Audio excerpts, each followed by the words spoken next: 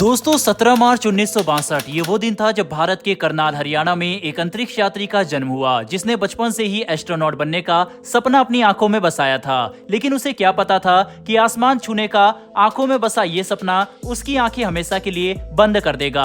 कुछ रिपोर्ट्स और इन्वेस्टिगेशन की माने तो इस यात्री की जान बचाई जा सकती थी, फिर क्यों उसकी और उसके साथ साथ बाकी एस्ट्रोनॉट्स की जान बचाई नहीं गई? आखिर क्यों आज वो हम सबके साथ नहीं है? इन सवालों के जवाब आज की इस वीडियो में हम ढूंढने की कोशिश करेंगे। इस वीडियो को अंत तक जरूर देखिएगा। साथ ही अगर आपको ये इन्फॉर्मेशन और वीडियो पसंद आई तो वीडियो को लाइक करके हमारे चैनल को अवश्य सब्सक्राइब करें। दोस्तों, विश्व की महिलाएं आज धरती से आसमान तक अपने परचम लहरा रही है, जिसमें हमारी भारतीय महिलाएं भी शामिल हैं, जो राजनीति से लेकर साइंस के क्षेत्र तक, कला से लेकर खेल जगत तक हर जगह एक दमदार भूमिका निभा रही हैं, जिसका श्रेय इतिहास की कुछ वंडर वुमेन को जाता है, जिनसे प्रेरणा लेकर आज की महिलाएं सब पर भारी पड़ रही है। और इन्हीं वंडर वुमेन में से एक वो थी जो बचपन से ही अंतरिक्ष में रहने के सपने देखा करती थी और बड़े होकर सपने के साथ साथ वह खुद भी पूरी हो गई। दरअसल दोस्तों, हम बात कर रहे हैं अंतरिक्ष में जाने वाली पहली भारतीय महिला यानी कल्पना चावला की। 4 भाई बहनों में सबसे छोटी कल्पना थी। जिस उम्र में बच्चा अपना फेवरेट कलर नहीं समझ पाता, उन्होंने उस उम्र में अपना कैरियर समझ लिया था।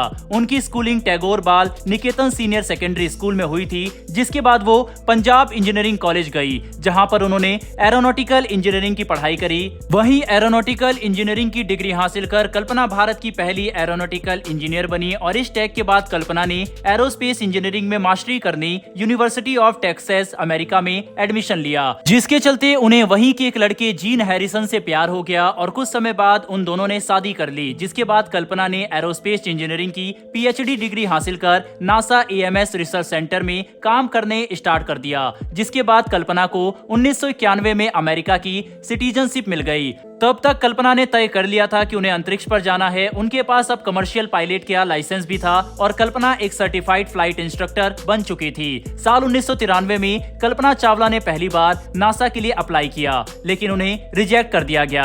1995 में नासा ने कल्पना का चयन अंतरिक्ष यात्री के तौर पर किया। उनकी ट्रेनिंग शुरू हुई और 1998 में अंतरिक्ष की पहली उड़ान के लिए कल्पना चावला को चुना गया। अपनी अंतरिक्ष यात्रा के दौरान कल्पना चावला ने 372 घंटे यानी कि 15 दिन और 16 घंटे बिताते हुए इतिहास में अपना नाम दर्ज करा लिया और भारत का मान बढ़ाया, क्योंकि इस मिशन के सक्सेसफुली कंप्लीट होने के बाद कल्पना चावला अंतरिक्ष में जाने वाली पहली भारतीय महिला बन चुकी थी। अंतरिक्ष में जाने वाली पहली उड़ान सफल होने के बाद साल 2000 में दूसरी स्पेस यात्रा के लिए कल्पना का चयन किया गया, जिसे STS-107 नाम दिया गया। हालांकि मिशन के दौरान इस्तेमाल किए जाने वाले कोलंबिया स्पेस शटल में बार बार तकनीकी खराबी आ रही थी, जिस वजह से इसका लॉन्च 3 साल की देरी से और साल 2003 में लॉन्च किया गया। बीते सालों में नासा ने शटल में आ रही तकनीकी खराबी को सही करने की हर मुमकिन प्रयास किया। इन खराबियों के बावजूद भी नासा को अपने शटल पर अंधा विश्वास था, जिसके कुछ समय बाद नासा को लगा कि अब ये शटल अंतरिक्ष में जाने के लिए पूरी तरह से सक्षम है। और फिर आया 16 जनवरी 2003, जब कोलंबिया फ्लाइट को उड़ान भरवाई जानी थी। इस लॉन्च से क्रू मेंबर काफी ज्यादा एक्साइटेड थे, क्योंकि इस मिशन में कल्पना चावला के साथ कुछ ऐसे भी एस्ट्रोनॉट थे जो अपने जीवन की पहली अंतरिक्ष यात्रा करने जा रहे थे। लेकिन उन्हें क्या पता था कि यह उनकी पहली और आखिरी उड़ान थी। उस उड़ान के बाद करोड़ों भारतीय समेत पूरे विश्व इस उड़ान पर अपनी टकटकी लगाए हुए था। भारत के लिए तो अब कल्पना चावला एक सुपरस्टार से कम नहीं रही थी और इस सुपरस्टार के साथ 6 और यात्री 16 दिनों तक अंतरिक्ष में रहे। और फिर आया 2003 का सबसे मनहूस दिन, 1 फरवरी 2003 को अंतरिक्ष में 16 दिन बिताने के बाद कल्पना चावला अपने 6 अन्य साथियों के साथ धरती पर लौट रही थी कि तभी उनका यान क्षतिग्रस्त हो गया। इस दुर्घटना में चावला समेत सभी यात्रियों की मौत हो गई। कोलंबिया डिजास्टर को अंतरिक्ष हादसों में हुई सबसे बड़ी ट्रेजेडी में से एक माना जाता है।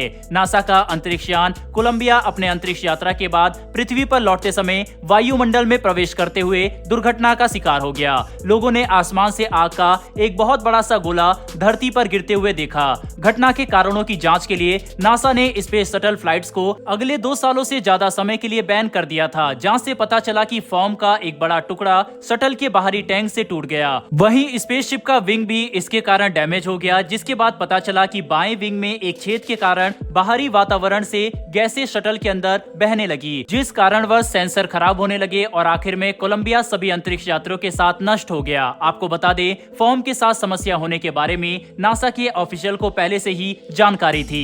यही कारण है कि पता होने के बाद भी इसके इस्तेमाल को जारी रखने के लिए नासा कांग्रेस और मीडिया की एक इंटेंस जांच दायरे में आ गया। कुछ समय तक इस हादसे का कारण अनजाने में हुई क्रू मेंबर्स की कुछ गलतियों को माना जा रहा था, लेकिन जब इस मामले को अच्छे से समझने के लिए इन्वेस्टिगेशन शुरू की गई तब इस विंग होल का पता चला था। लॉन्च के समय तो किसी ने टूटे फॉर्म पर ध्यान नहीं दिया, लेकिन अगले ही दिन नासा के इंस्पेक्टर को इस घटना के बारे में पता चल चुका था, लेकिन फिर भी एस्ट्रोनॉट्स को इस बारे में कोई जानकारी नहीं दी गई, जिसे हम नासा की एक लापरवाही कह सकते हैं।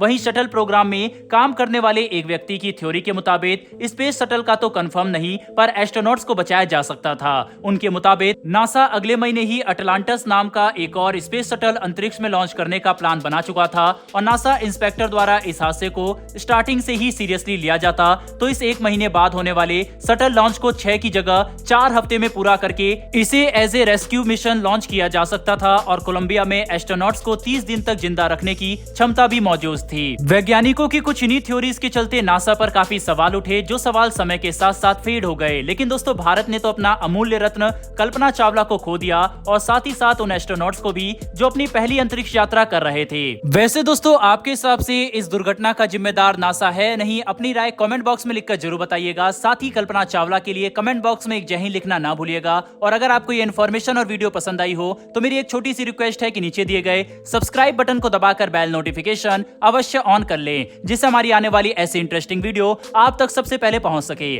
फिर मिलेंगे ऐसी एक नई वीडियो के साथ। धन्यवाद। जय हिंद।